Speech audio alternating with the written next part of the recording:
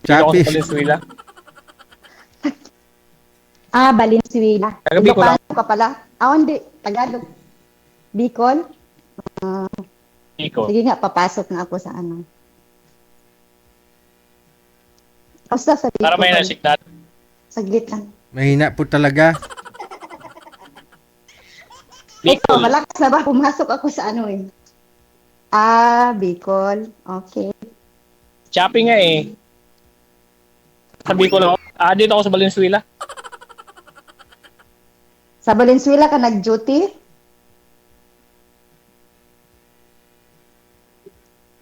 Oo. Ilang taon ka na? Ilan taon ka na? 51. Oo, dito ako ng duty. Ikaw, ilang taon ka na?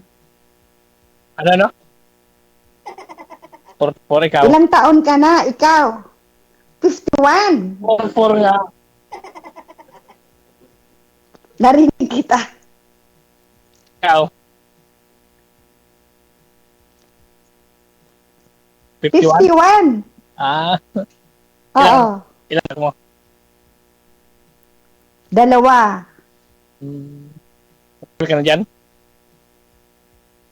9 years na sa ibang bansa. Sa Dubai, 9 years. Kailan ka uwi? Maybe next year pag graduate ang anak ko sa college. Ganun. College na. Mga malaki na anak ko. Malaki na po. May asawa ka? Single? Widow. Ganun. Ikaw? Wala. May anak ako, pero hiwalay na. Saan ka nag-duty ngayon? Security ka? Saan ka nag-duty? Dito sa Valenzuela.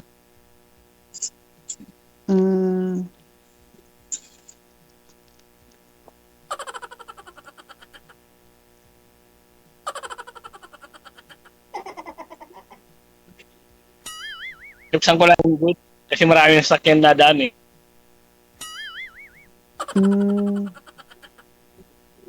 Okay lang.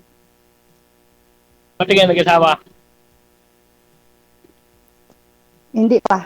Hindi pa sa ngayon. Ganun. Wala pang nakita. Wala ba? Wala ba nagkamali? Wala pang nakita. Wala pang nakita. Malay mo, makita mo na. Soon. Baka soon pa. Hindi pa ngayon.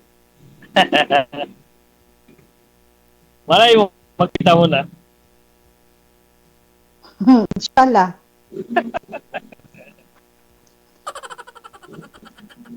Ilan taon na anak mo? 22. Ang eldest ko, 22. Ang youngest ko is 15. Ganun. Malaki na. Malaki na sila. Yung panganay mo, trabaho na. Hindi, graduating pa ng college. Ganun.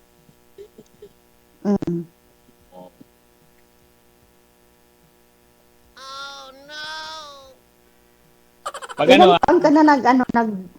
Ano no? Ilang taon ka na nag-security? Bago lang ako dito sa tinatrabahoan ko. Hindi mo subukan mag-abroad, mag-apply ng abroad kasi mas malaki ang sahod. Pwede pa. Magkano sahod sa Dubai dyan, ma'am? DJ? Magkano na sahod sa Dubai? Depende kasi, DJ, kasi ako kasi hindi ako ordinary na nani. Oo. Ako caregiver at saka nakatapos ako ng healthcare. Tapos license ako sa Dubai. Yun magkano sahod, ma'am? May ako yung sahod ko. Confidence. Basta 500,000? Hindi ako ordinary. Almost. 500,000.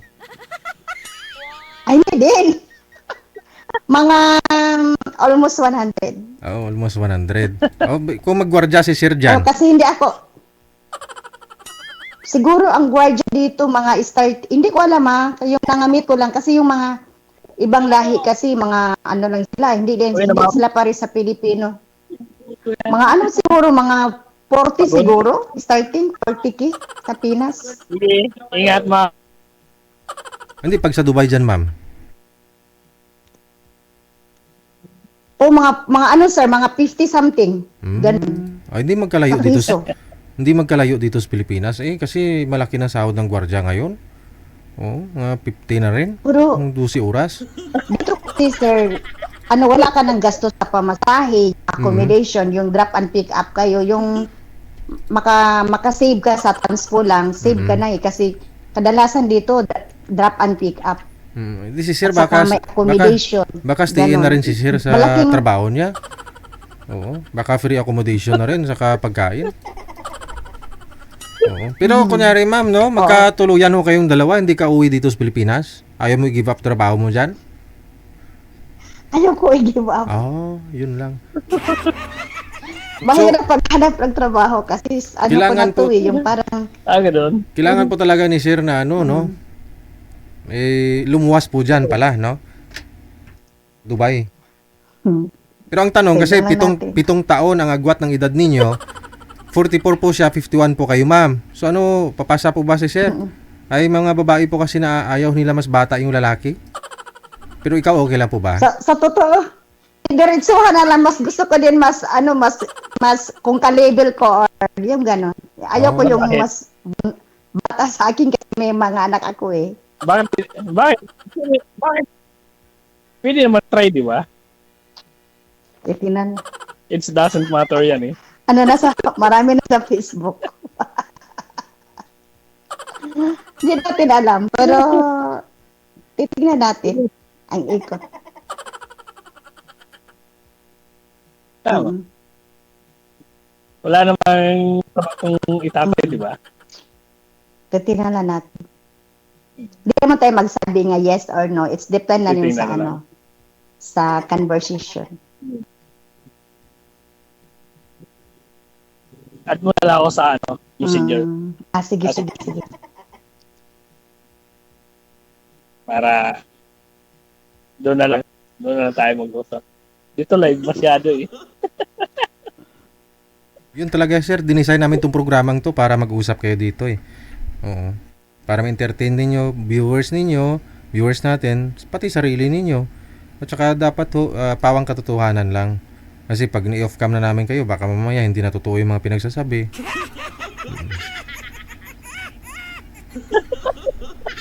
Yan lang. Kaya. Ilang years na po nga po kayong byuda, ma'am? Ay, ato na okay, ma'am. 1 year po, Sorry, ma'am? DJ? 1 year na po kayong byuda? Oo, 1 year. Oo. Okay. Awan niyo ka pala dyan. 1 year akong biyuda, pero 9 years ako sa Dubai. So ano trabaho niyo po dyan, ma'am? Awan. Ano sir, caregiver? Okay. Malaki pala sahod, no? Almost 100K kapag caregiver ka sa Dubai, no? Basta license, ma'am? Okay. License din ako sa Dubai. Yung talagang nag-aral ako dito at mga training Oh. na anuhan ko lahat. License na caregiver, ganun. Oo, yung international. Yung parang, ang sa atin in situ, pero dito, yung international na license. Yung pwede ako mag-apply sa mga Europe, US, parang gano'n. So wala ka nang balak mag-apply ng Europe, US? Nag-apply ako pero sobrang laki ang ang process. Di makaya. Ganun. Di 100K naman sahod mo dyan. Iipon ka ng kahit 5 buwan. 500,000 na yun. So, DJ, may mga bata kasi kailangan din. Hindi naman kailangan siguro na buong 100K ipapadala mo. 20,000 okay na yan. Nakulang. Wow. Isang bata lang yun. Grabe naman. So, ilan po anak mo? 2. May 40,000 o may 60,000 ka pang matitira. O sabihin mong 50,000 na lang iipon mo. Kalahati. O di Gigi sa Dubai parang, ang Dubai kasi parang Pinas lang eh. Mm-hmm. Na maglalabas ka, hindi naman tayo sa mga Saudi, Kuwait na Hindi, wag ka muna hindi lumabas. makalabas, di ba? Wag mo muna lumabas. Tiis-tiis lang. Kasi para makapunta ka ng US. Siyempre, magagala muna mag-shopping. Ay, itigil mo muna yun. Saka na lang kung ano na, meron na kung sa US ka na. Sabagay, cost of living sa US, kung 100k naman sahod mo dyan sa Dubai, dyan ka lang sa Dubai. No? Kasi Paswerte lang kasi din mag-ibang bansa. Kaysa mag-US ka pa, ang Swerte lang. laki-laki ng magagastos mo doon, placement fee, no, process mo, tapos sa cost of living doon, magkano na lang din matitira. Gagastos ka ng mga 500,000 yata. Diyan ka na lang sa Dubai, may 100k ka buwan-buwan, linis na. Linis pag hindi ka kain. Hindi pa pala kayo pinapakain noon? Bawasan pa yung pagkain Siyempre, mo? pag nasa labas ka, kakain ka, mag-shopping ka, mga ganon. Wala nang shopping ah. Sabagay, anin mo naman yung pera kasi hindi gastusin, no? Tama. Oo, Pag mamatay ka, maiwan mo rin. para naman sa mga anak mo, kahit mamatay ka, hindi mo na, although na hindi natin talaga madadala yan, pero yung makikinabang yung mga anak mo, pamilya mo. Ganun talaga. So, nasabi kasi ng iba na, ay, anin mo yung pera, pag namatay ka, di mo madala. Oo, yun naman talaga ang totoo. Pero, siyempre, iiwan mo sa mga anak mo, pampalibing sa'yo. Kaysa naman wala ka na iwan na pera, problema pa, bill mo sa ospital. Doon ka na sa kabilang buhay, pero yun na sa isip mo, doon sa mga pamilya mong naiwan, no, na problema ng mga utang mo iniwan. Diba? Ang hirap ang utang. Oo, tama. Oo. Maganda ho yan, mag-ipon na mag-ipon, no? Hindi man para sa sarili mo, hindi para sa mga anak bata. mo. Tama. At saka kay sir, kung magkatuluyan ho kayong dalawa, diba?